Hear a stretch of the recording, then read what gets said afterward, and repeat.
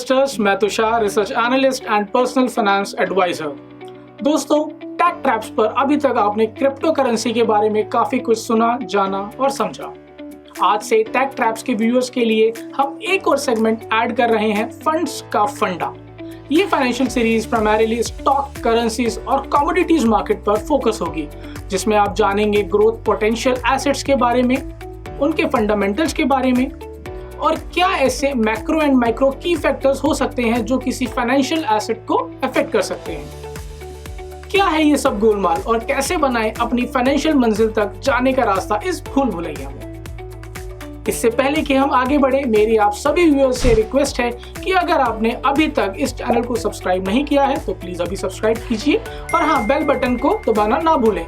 हमारी हर नई जानकारी आपकी फाइनेंशियल जर्नी में अवश्य लाभकारी होने वाली है। तो दोस्तों, शुरू करते हैं फंड्स का फंडा। तो दोस्तों, फंड्स का फंडा में आज हम आप लोगों के लिए लेके आए हैं एक ग्रोथ पोटेंशियल स्टॉक जिसका नाम है CESC, Calcutta electric supply corporation. Company की बात करें तो ये डील करती है पावर जनरेशन एंड डिस्ट्रीब्यूशन में।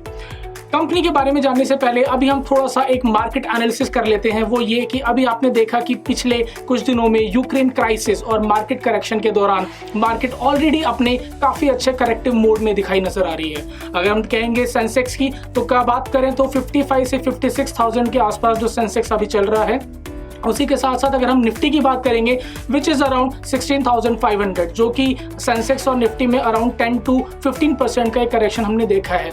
इन जनरल मार्केट एनालिसिस की हम बात करते हैं, सेंसेक्स हमेशा एक रिटर्न देता है। अगर आप इंडेक्स की बात करते हैं तो कहीं ना कहीं 10 to 15% का ग्रोथ रहता है। तो यहाँ पे ऑलरेडी आपको एक market correction after this corona virus दिख गया है। तो कहीं ना कहीं इस टाइम पे काफ़ी अच्छे ऐसे स्टॉक्स हैं जहाँ पे आपके लिए एक ऐसी अपॉर्चुनिटी बनती दिखाई दे रही है। उसी में से एक फंडामेंटली ग्रोथ पोटेंशियल स्टॉक्स हम लोग आपके लिए लेके आए हैं जिसका नाम है CESC।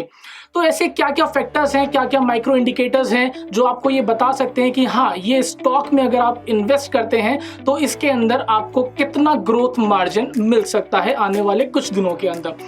तो दोस्तों, इस चैनल के माध्यम से हम ऐसे कुछ की इंडिकेटर्स के बारे में जानेंगे जो कि हम लोग एनालिसिस के बाद ये पता लगा सकते हैं कि ये स्टॉक हमें कितना ग्रोथ दे सकता है।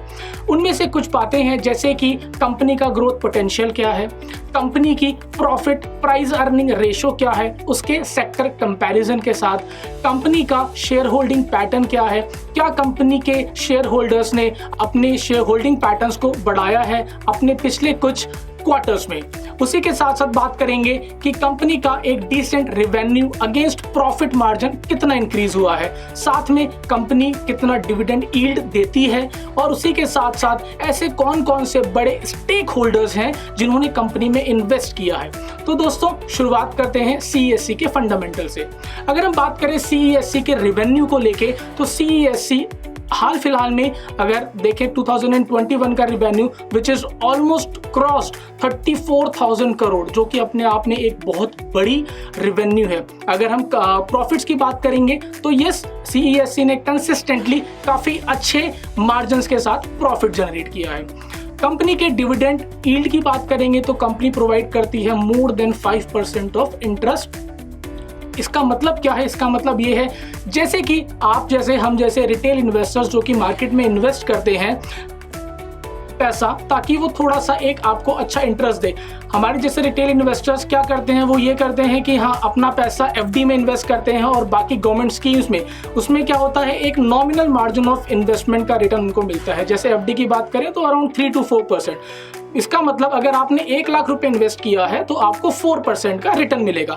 वहीं पे कंपनी CESC जिसकी डिविडेंड यील्ड 5.1% और उससे ऊपर है, इसमें आपको बेनिफिट क्या होगा कि आपने अगर वो 1 लाख रुपए लगाए हैं तो उसका आपको मोर देन 5% डिविडेंड मिलेगा। तो कहीं ना कहीं कंपैरेटिवली आपका जितना भी आपको रिटर्न मिलता है किसी भी FD में उससे थोड़ा ऊपर है। उसी के साथ साथ कंपनी का स्टॉक काफ़ी अच्छे करेक्शन मोड में है और हम देख सकते हैं कि हाँ, ये कितना आगे फर्दर मूव कर सकता है। तो आइए जानते हैं। तो आइए जिन फंडामेंटल्स के बारे में और की इंडिकेटर्स के बारे में हमने अभी जाना है, आइए उसको समझते हैं अपनी कंप्यूटर स्क्रीन पर। तो यहाँ पे हम देख सकते हैं कि CESC का जो करंट स्टॉक वैल्यू है जो कि ट्रेड कर रहा है 78.15 पे। अगर 52 वीक्स रेंज में देखा जाए तो कहीं ना कहीं कंपनी का जो स्टॉक है वो 102 ऑलरेडी क्रॉस है एंड अभी रिसेंटली करेक्शन पे स्टॉक जो है अपनी बुक वैल्यू के पास आया है। अगर हम बुक वैल्यू की बात करेंगे तो आप यहाँ पे देख सकते हैं book value which is around 77.46। इसका मतलब क्या है? इसका मतलब ये है दोस्तों कि जहां पे आपकी बुक वैल्यू के आसपास आपको स्टॉक मिलता है, दैट मीन्स वहां पे उसके जो ग्रोथ पोटेंशियल है वो काफी अच्छा है और कहीं ना कहीं वो आपको एक नॉर्मल रेंज में मिल रहा है। आप लोगों ने काफी बार सुना होगा कि stock is lower than it's book value, that means कि अगर उसके अंदर ग्रोथ पोटेंशियल है और आपको नजर आती है इन की फैक्टर इंडिकेटर से, तो आप समझ सकते हैं कि वो एक अंडर वैल्यूड स्टॉक है और आप उसमें एक इन्वेस्टमेंट कर सकते हैं।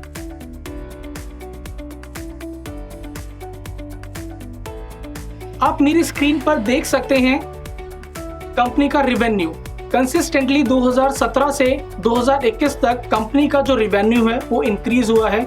हम इसके नेट प्रॉफिट में जाते हैं तो आप देख सकते हैं 2017 में कंपनी का जो नेट प्रॉफिट था 606 करोड़ से बढ़कर 2018 में 840 करोड़ से बढ़कर 2021 में 1362 करोड़।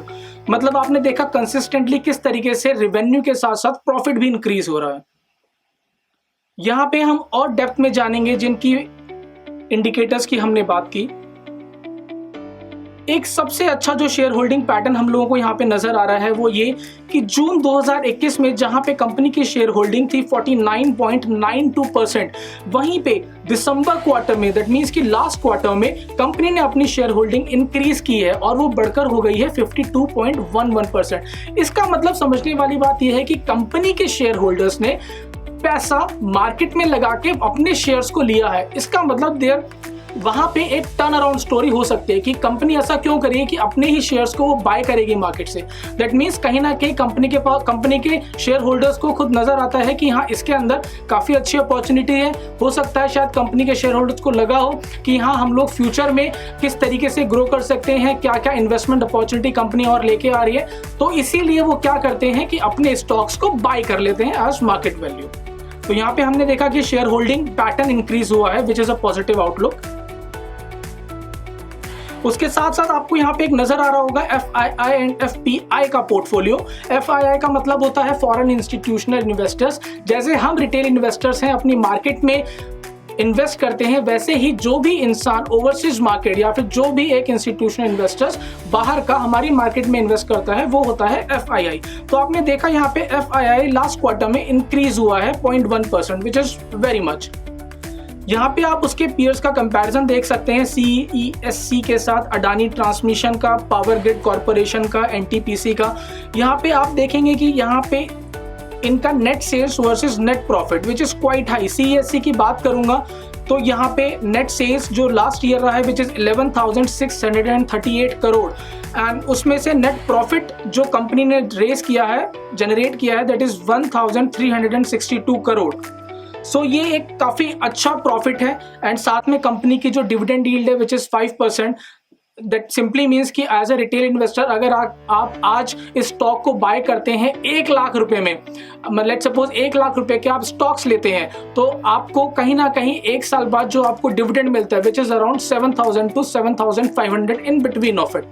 उसके साथ साथ आप ये भी देख सकते हैं कि अगर ये स्टॉक की वैल्यू इंक्रीज होती है और अगर हम इसकी ग्रोथ पोटेंशियल की बात करें, ऑलरेडी 52 वीक्स हाई थी जो आज के यूक्रेन क्राइसिस और मार्केट करेक्शन से पहले था, जब मार्केट अराउंड 60,000 पे ट्रेड कर रही थी, तब था 102। And as you see market हमेशा एक अच्छे पोटेंशियल के साथ अपने अच्छे गेन्स देती है। सेंसेक्स हर एक ईयर, हर साल जो है 15% की ग्रोथ शो करता है, तो वहां पे ये स्टॉक्स के पास पोटेंशियल है अप टू 150 to 200 क्रॉस करने का। तो दोस्तों ये हमारा एनालिसिस था।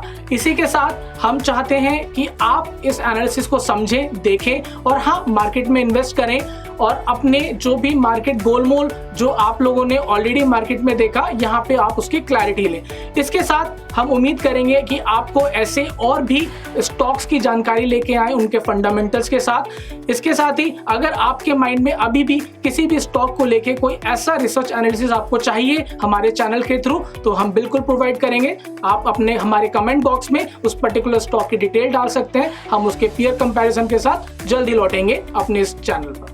Thank you.